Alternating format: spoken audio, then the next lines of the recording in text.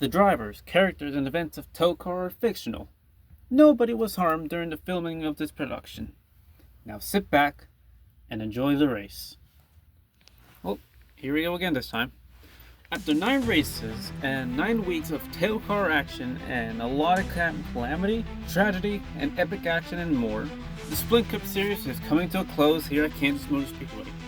And the reason I'm focusing on the truck series because I'm not going to do the entire playoff grid of the 20, truck series, because it's going to be taking ages to do all of them.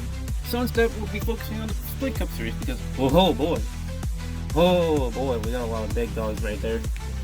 I'll be focusing all the 12 candidates who will be focusing to chase their dreams to get their first title or another title into their legacy. These are their stories, and what are my expectations for them?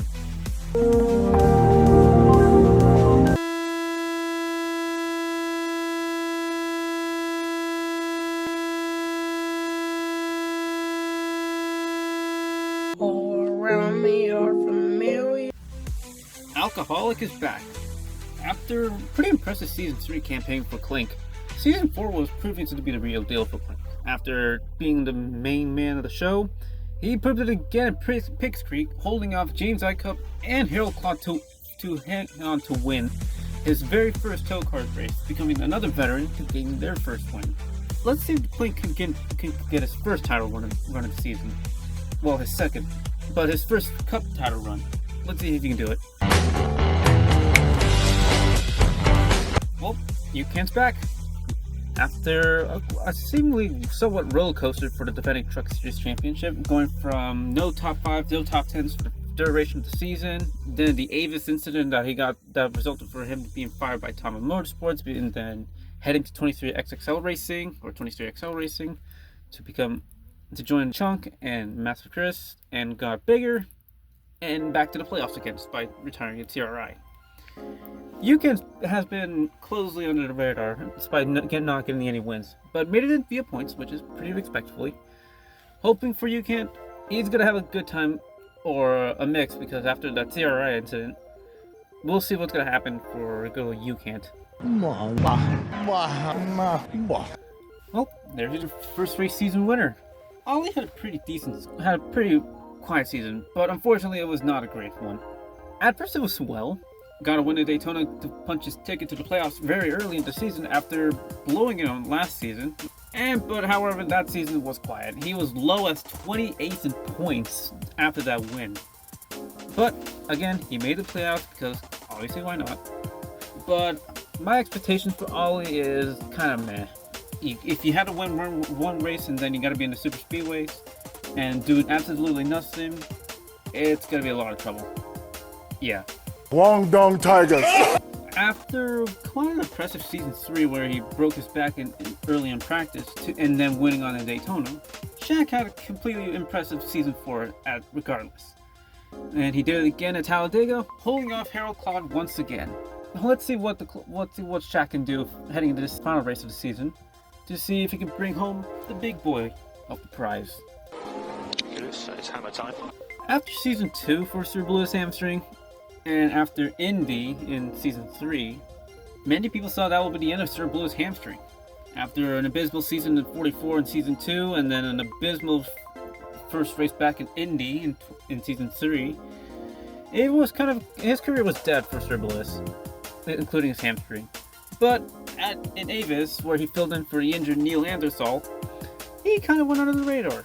He was the dominant car of the day, and hold off both Sri Masato and fearless Fred Bush to win at Avis of all places.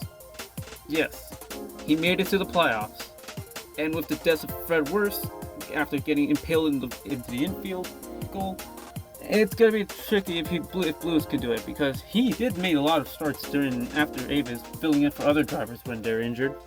But he's not the main man of the job, because there's another driver that will be in the playoffs soon. Yep, and this one's a big story. In Season 1 in Avis, Winterbines was filled in to replace the 95 of the injured Chris Cross, and his debut was not that lucky. You can watch Stero's video about him and you can get the rest. He got stuck, then get lost in customs for like a season and a half, And then by CRI in Season 2, when Mateos got some poop poison, probably Tristan, Winterbines would have made the call. He returned to fill in the 32 to give him some lucky points, and returned again in Season 3 for repelling him for Jeff Gordon for a week, I believe. I don't know. And he did decent, promoted him to a plus 55 start at Monza at week 8, to which it was an unexpected win for Winterbines, putting the 55 team back to victory lane for the first time since Pick Street with Glucose. My expectations for good old Winter it's extremely high. I have high hopes for him to win the title. Watch out for the Turbine Man. He's ready for some more. Well, look at that. Gabagooli's back in the playoffs again. Mamma mia. After an abysmal Season 3 in Splint Cup in his first season, relying on a fan vote, Gabagooli had low expectations heading to Season 4 in Toecar. New numbers, same team Tama, different crew chief this time. And at first it was kind of meh for the first 2 races, but by the time the Toecar circuit arrived to Miami for the fourth round of the season, I believe, he kind of went under the radar and unexpectedly won Miami. Great stuff there, making back to the playoffs for the first time since his rookie years in Season 2 in the Goodies Trash series. Despite going for a break for 1 week after an injury, Gabagooli looks like he could be the underdog for Tama Motorsports. We'll see. I'm pretty sure the Italian will make home, that he could bring home for the Italians. Yoink! Well, there's our legacy champion as well.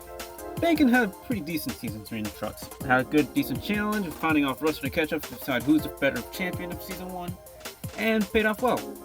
And it continued on during this season with a lot of top 5s and top 10s. Even though he was by far one of the quietest drivers to make it into the playoffs by default, he had some bright moments, a lot.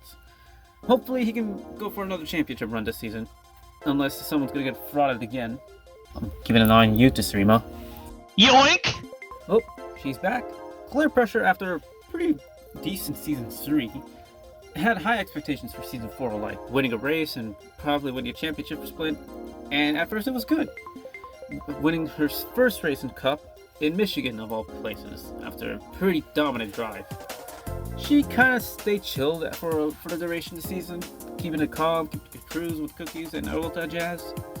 So heading for Kansas, Claire could be the hot favorite to win the championship, but she is not alone. Bring it on, old man! Bring it on! And by that not alone is her now husband Harold. These two got married during Trenton and Miami weekend, so they got a lot of fun during the week. Although Harold had a lot of decent moments in Season 3, Season 4 proved to be the real deal for him. At first it was decent enough when getting a lot of top 5, top 10, lead point standings for a while. However, the art of choking gets the key entirely. And poor Harold. Oh, brother. Yeah, for most of the time, like during the final laps, for example, Talladega, Pigs Creek, Atlanta, all those races that Harold could have won, bottled it on the final lap, each and every single time. And you gotta be a bummer if you're a fan of Harold. But hopefully Clot Nation will redeem itself later this week if he can redeem himself. Probably a happy ending for Harold. Let's see if he can try to get a championship before he returns to 100. That's why he's the GOAT! The GOAT! And finally, I saved the best driver for last. Good old Tyrese Halifax. And what a story for Tyrese. After coming off a average Season 2 and coming off a mediocre Season 3, it was kind of medium expectations for good old Tyrese heading into Season 4. And it wasn't good at first. He was somewhere around the top 30, 25 in points for the first 7 races of the season. Not to mention he torn his Achilles early on in the season during Michigan and Miami. So yeah, at first it was not looking great for the good old Tyrese. But then, when the Toecar Circus returned to Atlanta, he was kind of nervous because it was the same track that he almost killed himself. But it didn't wear him off as he won, holding off Harold Clot. But he's not done yet. Later on CRI, for the penultimate race before the playoffs, he hold off Zach Outback and Tatuma Sato to hold off to get victory number 2. So yeah, this guy is completely the new Dale Earnhardt of speedways. 2 wins at Talladega, a win at Atlanta, and now a win at CRI. If he wins Daytona in Season 5, I'm going to be so surprised. He's going to be a Super Speedway virgin. Sorry, Chris Cole. We got a new Super Speedway legend here. This guy could be the high chance to win it all this season. Mark my words. And there you go. All 12 drivers ready to compete for the title. And we'll see you on Friday. And try to comment down who's going to win the Cup Series Championship. If you want to make your own predictions to say who's going to win the Truck Championship, go ahead. But for now, here are my predictions on the screen right there. And as always, adios and take it easy.